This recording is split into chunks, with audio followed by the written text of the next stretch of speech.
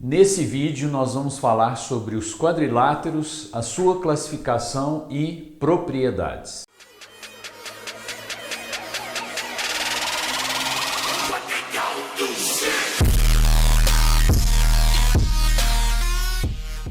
Temos aqui então a classificação dos quadriláteros, temos os trapezoides, os paralelogramos e os trapézios, né?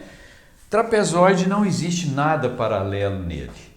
O paralelogramo ele tem dois lados que são paralelos e os outros dois também são paralelos.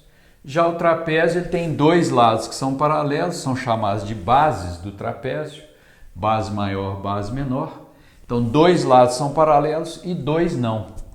Para facilitar a sua memorização, podemos definir o paralelogramo como dois sim e dois também. E o trapézio? Dois sim e dois não. Então, o paralelogramo, dois lados são paralelos. E os outros dois? Também.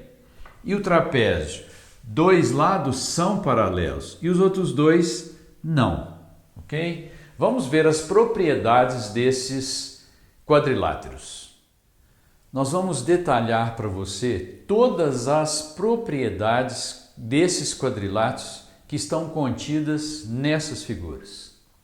Bom, no paralelogramo, os lados opostos são congruentes. Olha a indicação aqui. As diagonais são diferentes, mas se cruzam num ponto médio. Esse M é ponto médio das diagonais. Os ângulos opostos são iguais, são congruentes, têm a mesma medida, alfa, alfa, beta, beta. E esse ângulo alfa com o ângulo beta são suplementares, a soma 180 graus. Nós vamos mostrar depois que eles são ângulos colaterais internos. Os retângulos, eles são paralelogramos também. Por quê? Porque eles têm dois sim e dois também. Só que o retângulo ele tem uma particularidade. Ele tem os quatro ângulos iguais. Está vendo lá? Todos os ângulos iguais a 90 graus.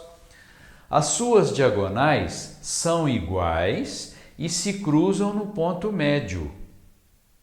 E eu sombreei aqui a metade desse retângulo, que é esse triângulo ABC, e depois eu vou entrar mais em detalhes por que esse triângulo está sombreado.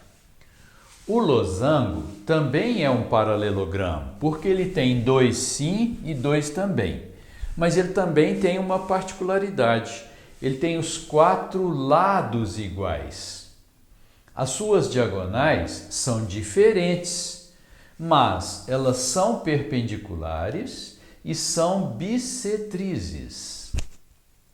Os quadrados também são paralelogramo porque tem dois sim, dois também, mas eles têm outras particularidades. Ele tem os quatro ângulos iguais, tem os quatro lados iguais. Aqui são quatro ângulos iguais, aqui quatro lados iguais e aqui quatro ângulos e quatro lados. As diagonais do quadrado são perpendiculares, se cruzam ao meio, são bissetrizes, só que agora é bissetriz de ângulo de 90 graus, então vão formar dois de 45 graus ali. O trapézio isósceles é aquele trapézio em que os lados não paralelos têm a mesma medida. As suas diagonais são iguais. Os ângulos nas bases são iguais. Então você tem alfa e alfa aqui na base maior, beta, beta na base menor. E esse ângulo alfa com o beta são suplementares, porque são colaterais internos. O trapézio retângulo é aquele trapézio em que um dos lados não paralelos é perpendicular às bases, forma com as bases ângulos de 90 graus. E esse ângulo alfa com esse ângulo beta também são suplementares, uma vez que são colaterais internos. Então vou me retirar para que você consiga tirar um print aí da tela. Bom, vamos entender por que esses dois ângulos alfa e beta são suplementares. Se você prolongar o lado AB aqui em A, então nós vamos ter a seguinte situação. Prolongando aqui, o que acontece? Você vai ter aqui dois ângulos correspondentes. Esse ângulo aqui, ó, é alfa também, congruente com esse, né? Nós entendemos por ângulo a abertura entre duas retas ou duas semirretas. Então esse ângulo alfa aqui, essa abertura que você tem aqui, se você faz um arrastão lá para cima, observe que você tem a mesma abertura lá em cima, ok? Esse ângulo aqui é a mesma coisa desse. Bom, e aqui você pode observar que alfa mais beta dá 180 graus, né? Então é por isso que o alfa e beta são suplementares. Eles são chamados de ângulos colaterais internos, né? Esse termo colaterais é porque se essa aqui é uma transversal e essas duas são duas paralelas, eles estão do mesmo lado da transversal, colaterais, e entre as paralelas, ok? Mas eu prefiro que você entenda, né, por que esses dois ângulos alfa e beta são suplementares. E esse ângulo aqui, com esse de cá, eles são ângulos alternos e internos, né? Olha o Z aqui, ó. Tá vendo? É um Z virado ali, mas é um Z, né?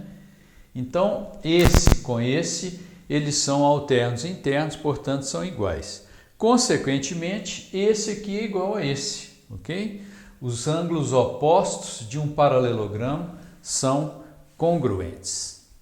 Agora eu quero entender por que esse triângulo ABC está sombreado. Na verdade, ele corresponde à metade de um retângulo, né? Se você observar, esse triângulo ABC, ele é um triângulo retângulo em B. E esse ponto M, ele é ponto médio de AC, que é a hipotenusa, né, do triângulo. Então, o segmento BM, ele é a mediana relativa à hipotenusa. Por que é mediana? Saiu do vértice B, foi no ponto médio do lado oposto. E qual é o valor dessa mediana relativa à hipotenusa? Vale a metade da hipotenusa. Então eu vou fazer o seguinte, eu vou apagar a metade dessa figura, que agora não nos vai interessar, e vamos ficar ali então só com o triângulo ABC. Muito bem, então aqui você já não tem mais o ângulo reto, né? Então, se você tiver aqui, por exemplo, um segmento BM igual a 10, o AM também vai ser 10 e o MC também vai ser 10. Então a sua hipotenusa mede ali 20 e a mediana relativa à hipotenusa vale 10. Portanto, essa mediana relativa à hipotenusa vale a metade da hipotenusa. E além disso, ela divide o seu triângulo em dois triângulos isósceles. Se eu tiver aqui, por exemplo, uma vez que esse lado é igual a esse, né?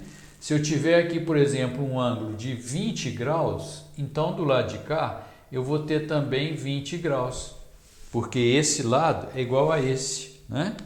E aí você teria aqui um ângulo de 140 graus, ok? O vizinho dele ali seria um ângulo de 40 graus. E cada um desses aqui seriam iguais, né? Porque esse lado, ó, é igual a esse.